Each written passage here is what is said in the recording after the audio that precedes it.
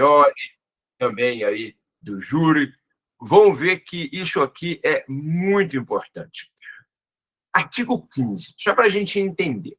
O artigo 15 do Código Penal, ele diz, eu vou pegar e abrir aqui para vocês o artigo 15, vocês podem abrir também, a gente acompanhar junto e explicar. É um artigo muito esquecido, e eu vejo direto promotor perder júri, porque o advogado sabe expor o artigo 15, como também eu vejo advogado deixando de ganhar o júri, inclusive comigo, quando ele não menciona o artigo 15. Olha lá o que diz, para a gente entender.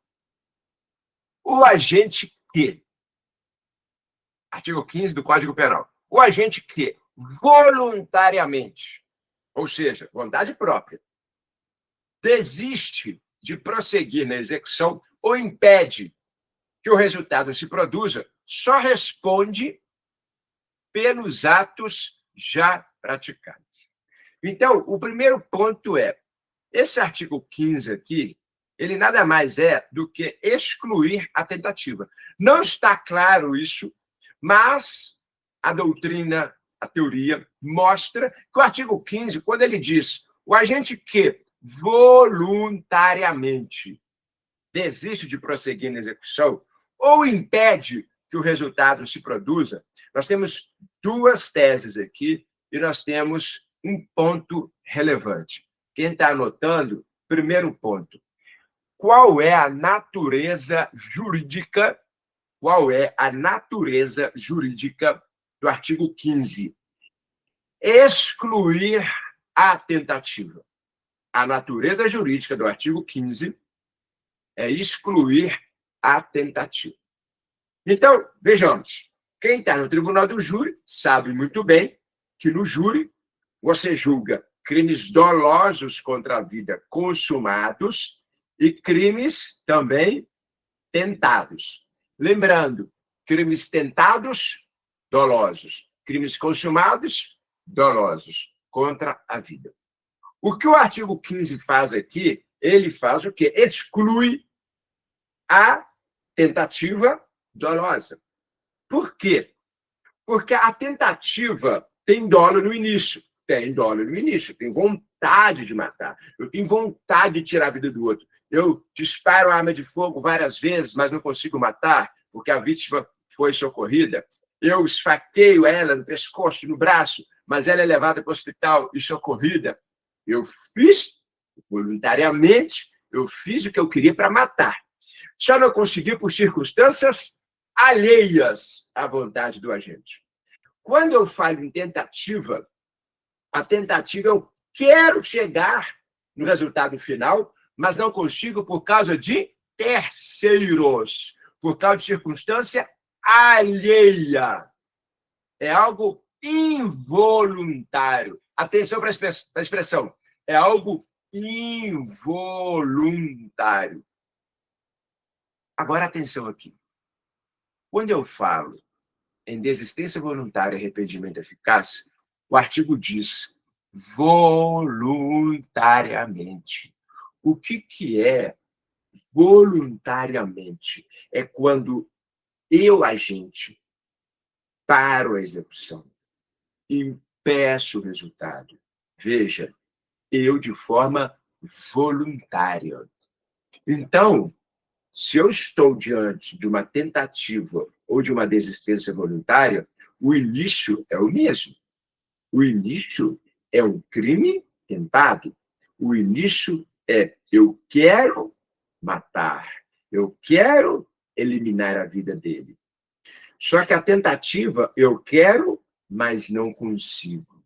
Eu quero, mas não consigo. Já na desistência voluntária, arrependimento eficaz é eu quero inicialmente, mas desisto, mas impeço o resultado. Então, eu estou mostrando teoricamente, de forma aqui bem assertiva, para você ver que a tentativa de homicídio e a desistência voluntária, aqui, ó, tentativa de homicídio e desistência voluntária e arrependimento eficaz estão na mesma linha, nascem idênticas, nascem igual. Só que o resultado é diferente.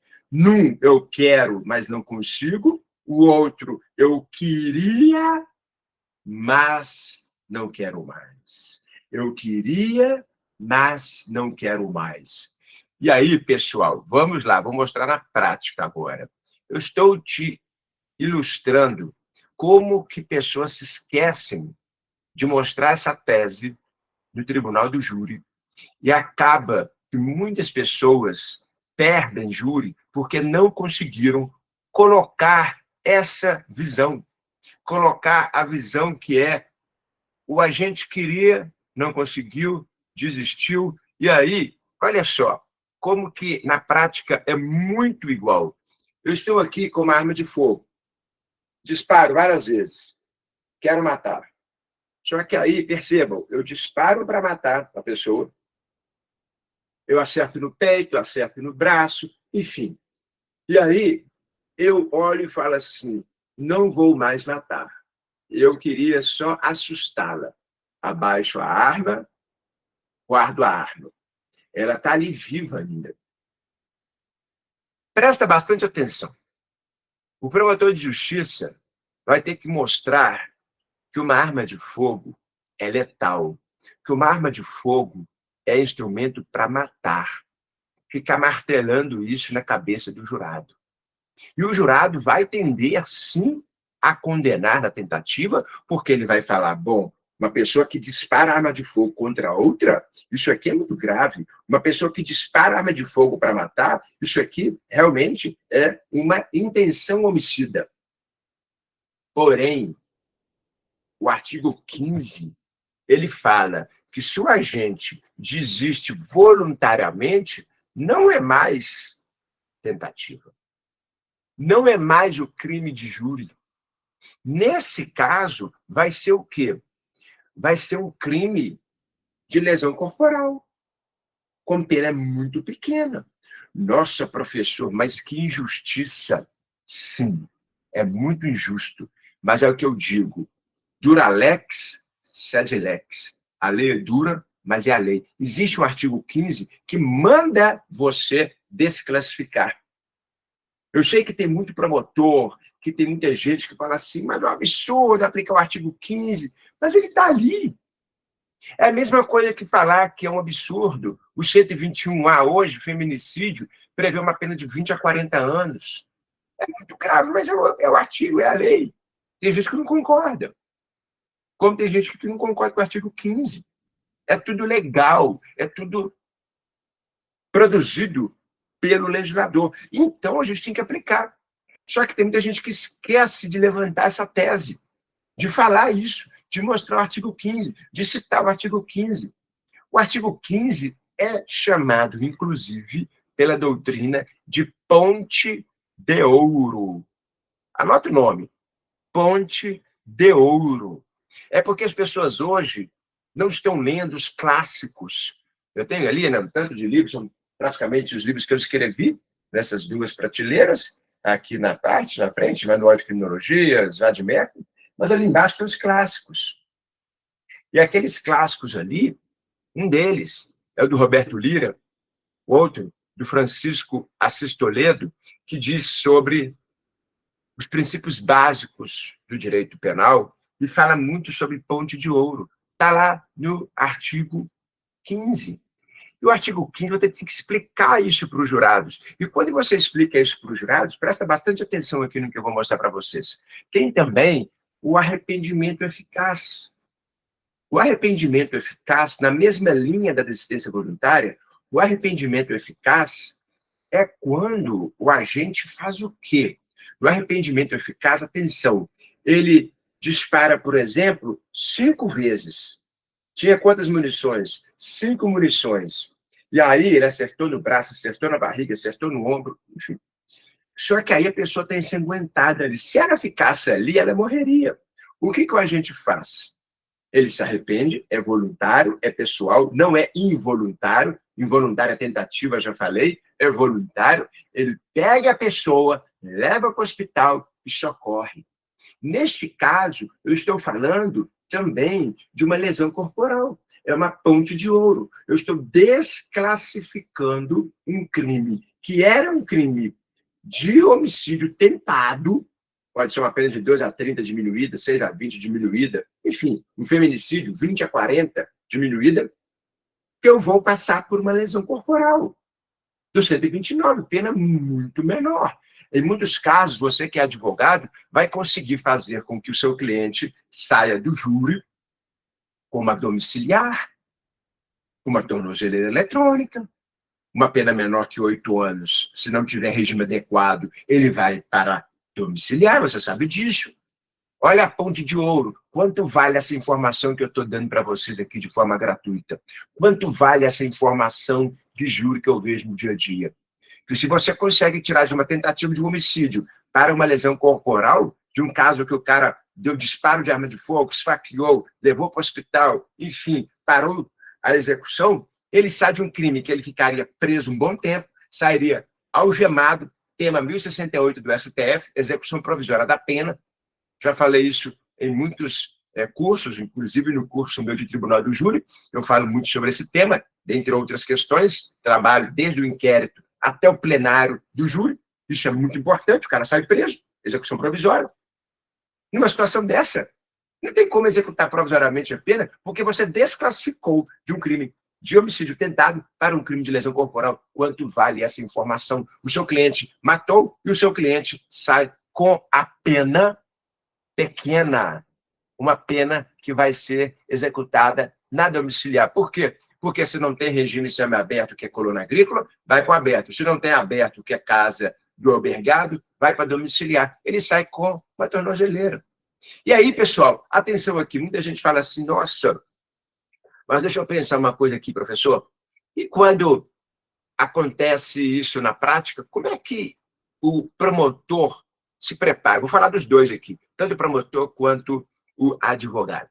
O promotor de justiça, ele tem que antecipar essa tese. Eu falo isso muito no curso meu do Tribunal do Júri. O promotor, ele tem que antecipar essa tese por uma razão simples. O promotor tem que antecipar essa tese, porque se ele não falar, na fala dele, que é quem inaugura o júri, eu como promotor sou eu que abro o júri.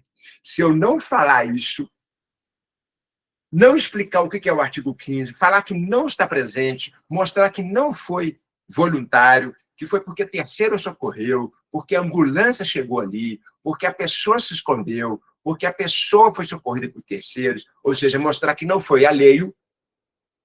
Se eu não mostrar isso, o advogado começar falando disso de forma nova na fala dele, os jurados vão pensar, ué, o promotor não falou isso por quê? Ué, o promotor se esqueceu disso? Já que o promotor quis esconder essa tese de mim? Será que o promotor quis esconder isso? Aí eu tenho que voltar na réplica para explicar. E ele vai na tréplica de novo falar por último. Aí ele falou 2 vezes do artigo 15, e eu falei uma vez. Eu tenho que falar de forma antecipada, explicar o porquê que não está presente o artigo 15. Falar que não foi porque ele desistiu, foi porque a vítima se escondeu, porque terceiro impediu, porque terceiro empurrou ele, porque ele achou que a vítima estava morta. Eu tenho que explicar isso. Agora, a defesa, atenção, a defesa, pessoal, esse ano, eu estava fazendo as contas, esse ano eu fiz 72 júris, eu faço 2 júris por semana.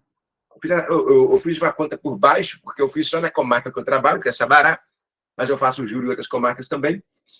E eu estava fazendo um retrospecto dos júris que eu fiz esse ano, desses 72 júris, experiência, né? Pouquíssimos casos de tentativa, o advogado levantou o artigo 15. E aí, eu olho muito, pessoal, para o advogado que está lá falando, né? Eu fico assim pensando, será que eu começo a analisar? Como que eu analiso o advogado? Eu analiso ele no início, quando a gente está começando a interrogar o acusado, ouviu testemunhas anteriormente, eu fico vendo se ele tem experiência, se ele não tem. E aí, muitas vezes, eu falo assim, bom, esse advogado aqui, ele não vai falar nada de artigo 15. Ele vai ficar tentando falar que não tem prova, vai ficar falando que o MP investiga mal, que a defesa é melhor, aquelas coisas de júri. Aí, eu faço a minha apresentação prévia, a que eu inauguro, né? Eu começo falando, eu falo ela sempre atento, vendo se ele vai partear, não vai. E aí, quando eu vejo que é um advogado que não conhece muito o júri, eu nem entro no artigo 15. Apesar de ser a única tese cabível. Não me antecipo. E aí, eu espero ele ir falar. Na fala dele, eu fico assim, bom, se ele falar do artigo 15, eu vou apartear. Pasmem! A maioria nem sabe do artigo 15. Aí você fala, não tem como. Aí o promotor vai ganhar esse júri, por quê? Fica aquele advogado falando que não tem prova, mandando absolver, falando que as pessoas que trabalharam lá trabalharam mal. O juiz está cansado disso. E aí perde o júri, que ele poderia levantar o artigo 15, que eu fico pensando assim, nossa, ele falar o artigo 15 agora me derruba. E não fala, não explica. Fica só batendo em prova de processo. O jurado não olha, não fica olhando para a prova, pessoal. Atenção, o jurado não está nem aí para a prova. O jurado está aí para que você fala. Se você falar da prova, interpretar a prova de forma eloquente, ele vai acreditar em você. Se você ficar lendo prova para ele, lendo, ele vai dormir, vai ficar pedindo café para o oficial de justiça para ele dormir. Então, você tem que saber mostrar prova. Você tem que saber explicar para o jurado, falar para ele de forma didática, filtrada, assertiva, sobre as provas do processo. Explicar o que você entende dessas provas. Então, você tem que saber ser claro para o jurado. Como também, quando eu vejo que é um advogado experiente, ou a maioria dos júris, esse ano, eu perdi pouquíssimos júris, foram 2 ou 3 júris que eu perdi, que realmente eu sustentei o que eu queria e perdi, ou seja, ou absolveu, ou decotou qualificadora. E pasmem vocês de novo, foi com aluno, aluna. Foi com 2, foi com alunos, homens, e 1 com aluno. E aí eu fico vendo, né? Tem aluno que está vendo minhas aulas do júri, tem aluno que está vendo minhas aulas do Instagram, está usando contra mim, né? E aí, né, aquele negócio, feitiço vira contra o feiticeiro, né? E aí usando isso contra mim e acaba ganhando o júri. E nesses 2 júris, um deles foi envolvendo esse artigo 15. Eu vi que, o senhor está falando, quando o aluno eu vejo que conhece, quando é pessoa que eu já dei aula, quando é pessoa que eu vejo que tem experiência, aí eu já antecipo a tese do artigo 15. Eu já falo, explico, eu mostro falando o seguinte, não teve ato voluntário do agente, foi algo involuntário, foi por circunstâncias alheias, não tem desistência, porque terceiro impediu, porque terceiro socorreu, porque ele se escondeu. Eu fico mostrando sempre atos externos. Porque se ficar com ato voluntário, ato interno, acaba então que a pessoa ela vai ter o artigo 15, se ela mesma desistiu, é o artigo 15 que diz voluntariamente, aí desclassifica e responde por uma lesão corporal. E se não tiver acertado a pessoa, e foi por meio de arma de fogo, responde com disparo de arma de fogo. Olha que tese maravilhosa! Disparo de arma de fogo. Artigo 15 da Lei 10.826 de 2003, disparo de arma de fogo. Aí a pessoa vai responder por quê? Por quase nada, pena irrisória. Pena, enfim, que cabem inúmeros benefícios penais. Se acertou que a tentativa chamada de vermelha ou cruenta, lesão corporal. Se é a tentativa branca, que é aquela que não acerta por meio de arma de fogo, responde apenas por disparo de arma de fogo. Olha só como que é favorável a tese do artigo 15. É a tese mais complexa, porque tem que saber explicar ela. Primeiro ponto é saber explicar. Segundo ponto é quesitação. Eu ainda vou falar. Mas presta atenção aqui. Nesse primeiro ponto que eu estou mostrando para vocês, que é saber explicar, vocês têm que dar exemplo. Eu falo muito isso no nosso curso lá do Tribunal do Júri. Anota a expressão storytelling, contar histórias. Não é a história da carochinha, não. É contar histórias práticas. É contar histórias que a pessoa pensa e fala assim, bom, realmente isso que ele está falando eu já vivenciei, eu já vi. Você tem que saber contar de forma clara o que aconteceu no júri ou no julgamento que você está fazendo ali. Já perceberam que muitos grandes tribunos, advogados, que vão no Supremo Tribunal Federal, e eles se dão bem lá, porque eles falam assim: eu me recordo, ministro, de uma história, eu me recordo dos meus tempos de menino, eu me recordo da minha adolescência, eu me recordo quando tomamos um cafezinho. Vocês já viram isso? Quando o ministro do Supremo Tribunal Federal ele está sendo aqui citado por um advogado como um Cacai da vida, ou como um Pier Paolo, esse advogado aí, criminalista extremamente eloquente, que trabalha na área de lavagem de dinheiro. Nós temos inúmeros grandes advogados, grandes tribunos no Brasil. Todos eles têm algo em comum: saber contar histórias. E hoje as pessoas não sabem mais contar isso. Falar dos tempos de menino, quando eu estava jantando com fulano de tal, foi dito que isso conecta o ministro, isso conecta o advogado com o juiz, com o jurado. Então, eu, como promotor de justiça, eu falo muito de júris que eu já vivenciei lá em Peçanha, na comarca de Peçanha, do interior de Minas. Você tem que saber conectar, contando uma história. Não é história mentirosa, não é história de terceiros, não é contar fofoca, não é, enfim, nada disso. É algo que possa ter conexão com o caso que você está julgando. E aí isso gera atenção. Quando você tem a atenção do ministro, do jurado, da pessoa com storytelling, você pode agora colocar sua tese em cima, porque ele está ouvindo. Você coloca agora a tese jurídica, o arcabouço jurídico, a argumentação jurídica. Aí agora ele está ouvindo você. E depois você pede. Aí ele está quase já dando o voto sim para você, ou não para você, ou absolvendo ou condenando. Então, o que eu tenho visto hoje é que as pessoas não estão mais contando algo que conecta. Tem aquele filme muito famoso, que é o filme do Forrest Gump, o contador de histórias, que ele conta histórias que ele vivenciou. É um filme de 3 horas e alguma coisa, e um filme que passa voando. Por quê? Porque o cara é um contador de histórias. Você já viu que você gosta, às vezes, de sentar com pessoas em um bar, no restaurante, ou até mesmo em casa, e as horas voam? Por quê? Porque a pessoa sabe contar boas histórias. Todo mundo gosta disso. Então, eu explico muito isso lá no plenário do júri, lá no curso do Tribunal do Júri, que você tem que saber contar a história. E aí você conecta contando história.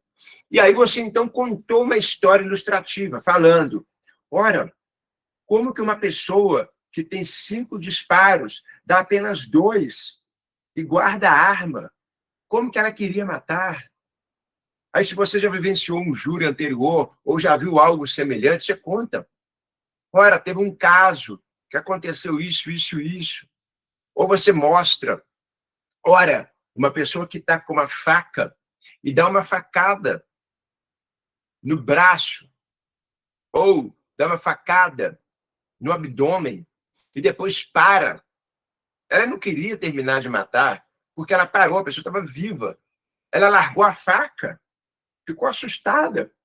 Quem aí nunca vivenciou uma discussão em que uma pessoa faz um ato impensado e acaba dando uma facada a alguém? Atenção, não estou falando para absolver. Estou falando para adequar a conduta a um ato de lesão corporal. Hoje estão juntos, hoje estão vivendo juntos, hoje estão, enfim, apesar do fato de ter acontecido há 5 anos atrás, eles estão morando juntos. O homem agora aceitou Jesus, por exemplo. O homem agora vai para a igreja. Quantos aí não viram pessoas que realizam milagres, vão para a igreja, vão para alguma instituição, começam a ajudar pessoas e se, enfim, restauram? Então, você tem que saber contar, porque às vezes tem um jurado ali que já vivenciou isso. Então, explicar o artigo 15 é explicar mostrando com história e exemplo. E aí vem aqui o segundo ponto. Antes de falar o segundo ponto, tá tudo certo aí, pessoal? Segundo ponto, vocês sabem como quesitar isso no júri? Vai apresentar para a juíza, para o juiz e para os jurados? Pode escrever aí. Todo mundo vendo aí a aula. Pode, quem quiser escrever. Estou gostando da aula. A aula tá boa. Quero que vocês escrevam aí como é que está a aula. Ah, bom demais. Excelente, pessoal. Então, vocês estão gostando da aula, né? Aí, vou tirar a foto aqui da turma. Beleza. Pessoal, a Thaís, olha só a Thaís e o Vanderlei que estão gostando da aula. O resto aí tá só vendo. Ah, beleza. Celular, LG, tá aí. Excelente aula, obrigado. Pode escrever aí, pessoal. Se tiver alguma dúvida aí também, pode escrever aí no chat. Ótimo, isso mesmo. Trabalhando e ouvindo aula, ótimo. Olha só, vamos lá então. Ah, Gilmar, valeu, Gilmar, João Carlos, ótimo. Beleza. Pessoal, quesitação. Valeu, Adriano. Vamos escrevendo aí. Obrigado, pessoal. Então, vamos lá. Olha só, pessoal. Vamos, então, agora trabalhar o ponto que é o ponto envolvendo a quesitação disso daí. Muita gente, às vezes, sabe explicar, sabe levantar a tese no júri. E aí, claro, pessoal, o promotor de justiça, ele não vai ficar te ensinando sobre júri. Ele não vai ficar te ensinando sobre quesitação. O promotor não vai ficar falando sobre quesito. Se o quesito veio para você e a juíza não colocou a tese da desistência voluntária de forma específica, ela colocou só a tentativa, o promotor não vai falar nada. Explico eu. Vamos lá. Quais são os quesitos do júri? Materialidade, autoria, absolvição, qualificadoras, assim? Então, ó, materialidade, autoria. Aí, o terceiro quesito, muita gente coloca assim, bom, assim agindo, o fulano de tal, por meio de disparo de arma de fogo, por meio de facadas, assim agindo, iniciou um crime de homicídio que não se consumou por circunstâncias alheias à vontade dele? Se responder sim, está falando que é um crime tentado. Perfeito? Vai passar a tese do MP. Crime tentado. Se responder não, está desclassificando por uma lesão corporal ou por um disparo de arma de fogo. A tese da tentativa é essa, é nesse quesito. Assim agindo, iniciou um crime de homicídio que não se consumou por circunstâncias alheias à vontade dele? Alheias. Ah, professor, se eu explicar que é desistência voluntária, eles têm que votar não aqui, né? Perfeito. Tem que votar não aqui. Você vai ter que explicar que nessa tese você quer que vota o não. Porém, atenção máxima você que assistiu a aula até agora. A doutrina, a jurisprudência, ela diz que se a defesa quiser votar a tese da desistência voluntária do artigo 15, que é a tese única da defesa, e colocar isso antes da tentativa, colocar, por exemplo, o agente, assim agindo voluntariamente, desistiu de prosseguir na execução? Se votar sim, está votando a desistência voluntária, o arrependimento eficaz. Concorda? Está votando sim a sua tese. Esse jeito é o melhor jeito de votar o artigo 15. Porque aí fica claro para o jurado. Está falando o seguinte: o agente disparou, sim. O agente esfaqueou, sim. O agente fez tudo o que queria. Fez, está lá. Mas ele voluntariamente desistiu? Sim. Desclassificou muito mais fácil. Está votando sim materialidade, sim autoria, você não discute a autoria, você fala que realmente foi ele que esfaqueou, foi ele que disparou, não está discutindo. E sim, de novo, é muito mais fácil o jurado votar na onda, sim, sim, sim, do que votar sim, sim, não. Porque para você votar tentativa desclassificando, você tem que votar agora não. Iniciou a execução de um crime de homicídio que não se consumou por circunstâncias alheias à sua vontade, Se você quiser a desistência aqui, vai falar não. Se for tentativa, é sim. Agora, se você coloca, sem ser dessa forma, do crime tentado, você tira isso, e você coloca, não, juiz-presidente, eu quero que coloque a tese expressa do artigo 15, que é, assim agindo, ele desistiu de prosseguir na execução, eu quero que coloque essa tese. Se botar sim, desclassifica. É mais fácil. E eu não vejo advogado fazer isso. E agora eu vou falar, tá? Dos 72 júris que eu fiz esse ano, nenhum pediu isso. E olha que eu fiz muita tentativa. Então, imaginem como que os advogados estão se esquecendo, pessoas boas, de quesitar a tese específica do artigo 15. Porque a jurisprudência e a doutrina dizem que quando você tem uma tese específica, quando você tem uma tese única, ela deve ser quesitada, porque é ampla defesa. O Tribunal do Júri vigora no artigo 5º da Constituição Federal, ampla defesa. Aliás, falei errado. Plenitude de defesa. Plenitude de defesa.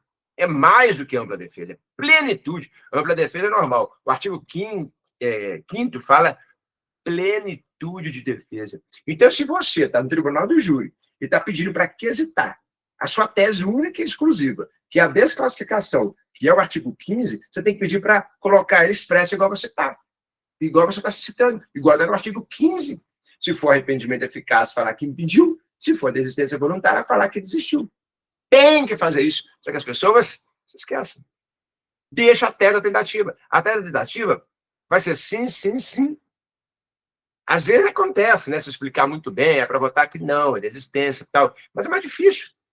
Então, o que eu tenho visto muito de júri são advogados e advogadas que não sabem quesitar isso. E aí perdem um júri que às vezes estava ganho, porque ele explicou bem, teve storytelling, mostrou a desistência, mas na hora do quesito, deixou da tentativa. Aí tem que explicar, tem que votar não, e em vez de sim. Se coloca o 15, tem que votar sim. Então, olha só, o pessoal comentando aí, né? Então, que a gente vê que os advogados ficam com medo. Porque você imagina, tem um promotor de justiça experiente do outro lado. A maioria dos promotores de justiça são promotores experientes. E aí tem um juiz lá, que é o juiz-presidente, que, enfim, praticamente segue o que está na lei. A lei manda colocar materialidade, autoria, tese de desclassificação, tentativa, ou se não for, absolvição, depois qualificadora. Não vai ficar dando sopa para advogado. A advogada de júri tem que ter presença. Presença. E eu tenho visto que os advogados não têm tido presença no júri. Tem alguns que têm, claro, mas aí são poucos. O que eu quero fazer aqui com vocês é formar pessoas, tanto da área da acusação, promotores de justiça, como advogados, criminalistas de forma genérica, por excelência.